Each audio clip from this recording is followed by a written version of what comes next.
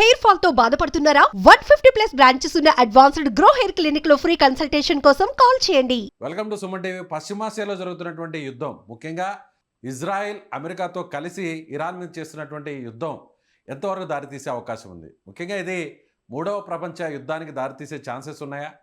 అసలు జ్యోతిష శాస్త్రం ఏం చెప్తుంది? ఇప్పటికే ప్రజెంట్ గ్రహ కూటమి నడుస్తుంది. మరో 2 రోజుల్లో కూడా చంద్రగ్రహణం రాబోతుంది.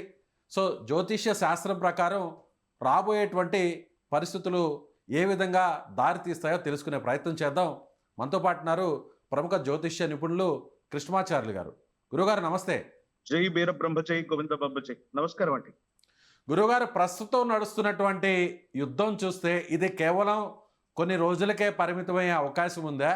కొన్ని దేశాలకు మధ్య మాత్రమే ఈ యుద్ధం కొనసాగే అవకాశం ఉంటుందా? లేదంటే ఈ యుద్ధం మరింత విచ్ఛిన్నమై ఇతర దేశాలకు కూడా ఇది వెళ్ళేటువంటి అవకాశం ఉందంటారా? ప్రస్తుతం మనం శ్రీ విశ్వావసునామ సంవత్సరం పాల్గొన మాసంలో పౌర్ణమి గడియలకి దగ్గరగా ఉన్నాం.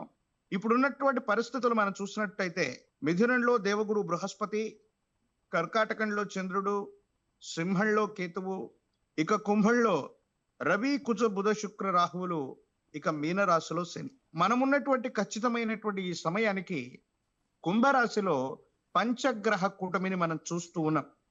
ప్రత్యేకించి 3వ తారీఖు పాల్గొన మాస పౌర్ణిమ, దాన్నే మనం హోలీ పౌర్ణిమ కూడా మనం జరుపుకుంటూ ఉంటాం. అటువంటి హోలీ పౌర్ణిమ రోజు కేతుగ్రస్తమైనటువంటి చంద్రగ్రహణం ఉంటుంది. సర్వసాధారణంగా ప్రతి సంవత్సరంలో కూడా చంద్రగ్రహణం, సూర్యగ్రహణాలు వస్తూ ఉంటాయి. కానీ ఇప్పుడు రాబోతూ ఉన్నటువంటి ఈ చంద్రగ్రహణానికి సంబంధించినటువంటి స్థితిగతులు ఏంటి, ఈ ప్రత్యేకత ఏమిటి అన్నటువంటి విషయాన్ని మనం తెలుసుకునేటువంటి ప్రయత్నం చేస్తే, ఈ కేతుగ్రస్తమైనటువంటి చంద్రగ్రహణం రోజు రాహువు కూడా తనకు సంబంధించినటువంటి సంపూర్ణమైనటువంటి వీక్షణని చంద్రుడి మీద ఉంచే ప్రయత్నం జరుగుతుంది. అంటే కేతువు చంద్రుడి వల్ల ఏర్పడుతున్నటువంటిదే కాకుండా రాహు కూడా తనకున్నటువంటి మొత్తం శక్తిని చంద్రుడి మీద కేంద్రీకరించడం అన్నటువంటిది ఇక్కడ ప్రత్యేకమైనటువంటి అంశం. అంటే 1, 2, 3 గ్రహణాలు లేదా అంతకంటే ఎక్కువ గ్రహణాల యొక్క తీవ్రత ఒక్కసారి ఏర్పడితే ఎంత ప్రభావం ఉంటుందో విశ్వ మానవాళి మీద వీటి యొక్క ప్రభావం కూడా ఎక్కువగా ఉండేటువంటి అవకాశం ఉంది. కేవలం ఆసియా ఖండంలోని కొన్ని ప్రాంతాల్లోనే కాదు, మీరన్నట్టుగా యుద్ధపూరితమైనటువంటి వాతావరణాలు అవ్వచ్చు, విధ్వంసం అవ్వచ్చు, ప్రేలుడు పదార్థాలు అవ్వచ్చు, లేదా విమానయానాలకు సంబంధించినటువంటి కుట్రపూరితమైనటువంటి చర్యల వల్ల విమానాలు కూలిపోవటం, భద్రతా లోపం, భద్రతా వైఫల్యం, అలాగే పేలుడు పదార్థాలు తీసుకెళ్తూ ఉన్నటువంటి సందర్భంలో వాయు సంబంధమైనటువంటి వాహనాలుగా, అంటే మనం అనుకోవచ్చు ఎయిర్ క్రాఫ్ట్లన్నీ కూడా కూలిపోయేటువంటి అవకాశాలు ఎక్కువగా ఉన్నాయి. ప్రత్యేకించి మీరు అంటున్నట్టుగా కేవలం ఆసియాలోని ఒక పర్టికులర్ ప్రదేశం అనే కంటే కూడా దీని యొక్క ప్రభావం విశ్వ మానవాళి మీద ఉండేటువంటి అవకాశం ఉంది. ప్రత్యేకించి వాయువ్యం, ఈశాన్యం, నైరుతి, ఈ 3 రకాలైనటువంటి, అంటే భారతదేశ పటం నుంచి ప్రధానమైనటువంటిది ఈశాన్యం. భారతదేశం నుండి ఈశాన్య దిక్కులో ఉన్నటువంటి దేశాలు అవ్వచ్చు, ఈశాన్య దిక్కులో ఉన్నటువంటి రాజ్యాలు అవ్వచ్చు, వీటి మీద మొదటి ప్రాధాన్యత ఉండే అవకాశం ఉంది. అటు తర్వాత వాయువ్య ప్రాంతం మీద కూడా దీని యొక్క ప్రభావం అధికంగా ఉంది. అంటే తప్పనిసరిగా యుద్ధపూరితమైనటువంటి వాతావరణాలు ప్రపంచంలోని కొన్ని దేశాల మధ్య తప్పకుండా ఏర్పడబోతూ ఉన్నాయి. ప్రళయ కాలాన్ని మనం చూడబోతున్నాం. అది కూడా ఆకాశ మార్గంలో, వాయు మార్గంలో వెళుతూ ఉన్నటువంటి వాహనాల యొక్క విస్ఫోటనం అన్నటువంటిది జరిగే అవకాశం ఉన్నట్టుగా మనం భావించవచ్చు. సో ప్రజెంట్ అయితే ఇప్పుడు చూసినట్లయితే ఇజ్రాయెల్ అలాగే అమెరికా అధ్యక్షుడు వీళ్ళ జాతకాలను ఒకసారి మనం పరిశీలించినట్లయితే ఖమేనీని హత్య చేయడం జరిగింది. ఇరాన్కు సంబంధించినటువంటి సుప్రీంగా ఉన్న ఖమేనీ ఆయన హత్య గావించబడ్డారు, ఆయన్ని అంతమొందించారు. సో ఇప్పుడున్నటువంటి ఈ గ్రహ కూటమి వల్ల కేవలం ఈ యుద్ధం ఈ 3 దేశాల మధ్య ఉంటుందా, లేదంటే అటు ఆసియా ఖండం మొత్తం అంతా కూడా ఈ యుద్ధం పాకే అవకాశం ఉందంటారా?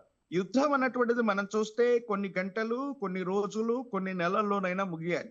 కానీ గతంలో మనం చూసాం 3-4 సంవత్సరాల క్రితం నుండి కూడా ఇజ్రాయిల్ పాలస్తీనా మధ్య జరుగుతున్నటువంటి యుద్ధం సంవత్సరాలుగా ఏ విధంగా కొనసాగిందో, ఈ విధమైనటువంటి యుద్ధం కూడా దీర్ఘకాలికంగా కొనసాగటంతో పాటుగా ఈ 2-3 రాజ్యాలు లేదా దేశాలు కాకుండా వీళ్ళకి సపోర్టింగ్ గా ఉన్నటువంటి కొన్ని రకాలైనటువంటి దేశాలు కూడా అందులో యాడ్ అయిపోతూ ఉండటం, అంటే ఒక్కొక్క దేశం అందులో యాడ్ అయిపోతూ ఒక్కొక్క దేశం ఎవరో ఒకరికి మద్దతుగా ఉంటూ ఉండటం, ఈ విధమైనటువంటి పరిస్థితుల వల్ల ఇది దీర్ఘకాలికంగా ప్రత్యేకించి 3 రాజ్యాలు అనే కంటే కూడా అంతకంటే ఎక్కువగా నా లెక్క ప్రకారంగా ఏర్పడుతున్నటువంటి గ్రహగతులను అనుసరించి 7 ప్రధానమైనటువంటి దేశాలు ఒక కూటమిగా ఏర్పడితే 4 ప్రధానమైనటువంటి దేశాలు మరో కూటమిగా, అంటే ప్రత్యక్షంగా అవ్వచ్చు పరోక్షంగా అవ్వచ్చు. అంటే గరిష్టంగా ఇజ్రాయెల్ వైపు ఉన్నటువంటి కూటమిలో 7 దేశాలు వస్తాయి, ఇరాన్ వైపు 4 దేశాలు వస్తాయంటారా?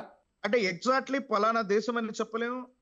ఒక్క కూటమి వైపుగా, అంటే ఒక రాజ్యం వైపుగా 7 గరిష్టంగా 7 దేశాల యొక్క మద్దతు ఒకవైపు, 4 దేశాల యొక్క మద్దతు ఒకవైపు. అంటే ఈ విధంగా బహిరంగంగా మద్దతు పలికేటువంటి దేశాలు ఆర్థికంగా బాగా ఉన్నతమైనటువంటి దేశాలు అయి ఉంటాయి.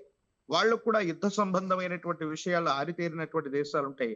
ఆ లెక్క ప్రకారంగా 10-12 దేశాలు ఒక్కసారిగా ఇందులో పాల్గొంటున్నాయన్నటువంటి విషయాన్ని గనక మనం చూసినట్టయితే తప్పనిసరిగా ఇది విస్ఫోటనం కలిగేటువంటి పరిస్థితులు, అంటే మనం ఆందోళన కలిగించేటువంటి అంశంలో, అంటే కేవలం ఆ 10-15 దేశాలే కాకుండా భారతదేశంతో సహా ప్రపంచం మొత్తం కూడా ఏదో రకంగా ప్రత్యక్షంగా గాని పరోక్షంగా గాని యుద్ధంలో పాల్గొనండి. భారతదేశం కృష్ణమాచార్యులు గారు, ఓకే, మీరు చెప్పినట్లుగా 7 దేశాలు ఒక కూటమిగా ఏర్పడి ఒకవైపు ఉంటాయి, 4 దేశాలు కొన్ని అగ్రదేశాలు కూడా ఒకవైపు ఉంటాయి అంటున్నారు. పర్టికులర్గా మన భారతదేశం ఇందులో ఇన్వాల్వ్ అవుతుందా లేదా? ఈ 2 కూటములలో ఏ కూటమికి వెళ్తుంది, అసలు ఏ కూటమి వైపు కూడా వెళ్ళే అవకాశం లేదంటారా? భారతదేశం అన్నటువంటిది పర్టికులర్ గా ఒకే రకమైనటువంటి, అంటే ఒక దేశం వైపు లేదా ఒక ప్రాంతం వైపు ఒక నిర్దిష్టమైనటువంటి స్థితిగతి వైపు భారతదేశం పాల్గొనేటువంటి అవకాశం లేకపోయినప్పటికీ పరోక్షంగా ఏదో రకంగా సహకారం అందించవలసి ఉంటుంది. ప్రత్యక్షంగా భారతదేశం పాల్గొనేటువంటి అవకాశాలు తక్కువగా ఉన్నాయి, కానీ పరోక్షంగా ఉన్నటువంటి పరిస్థితులు, అంటే ఆహార ఉత్పత్తులు అవ్వచ్చు, ఆహార సరఫరా అవ్వచ్చు, అంటే మిగతా దేశాలు ఏవైనా యుద్ధం చేసుకుంటూ ఉంటే యుద్ధానికి సంబంధించినటువంటి సామాగ్రిని పంపించడం అన్నటువంటిది ఆ దేశాలకు సంబంధించినటువంటి స్నేహపూర్వకమైనటువంటి చర్యల వంట ఉంటుంది. కానీ భారతదేశం ఎప్పుడూ కూడా, మన సంస్కారం ఏంటంటే యుద్ధం వల్ల ఇబ్బంది పడుతున్నవి కానీ దివాలా తీస్తున్న పరిస్థితుల్లో ఉంటే కానీ వాళ్ళకు ఆహార సంబంధమైనటువంటి పదార్థాలను పంపించడం అన్నటువంటిది మన యొక్క సంస్కారం ఏదైతే ఉందో, ఆ విధంగా భారతదేశం పరోక్షంగా ఈ యుద్ధంలో పాల్గొనేటువంటి అవకాశం ఉంది తప్ప ప్రత్యక్ష యుద్ధంలో భారతదేశం పాల్గొనే అవకాశాలు తక్కువ. రైట్ గురుగారు, థ్యాంక్ యూ సో మచ్. శివాయ బ్రహ్మణే నమః, వీర బ్రహ్మేంద్ర స్వామినే నమో నమః.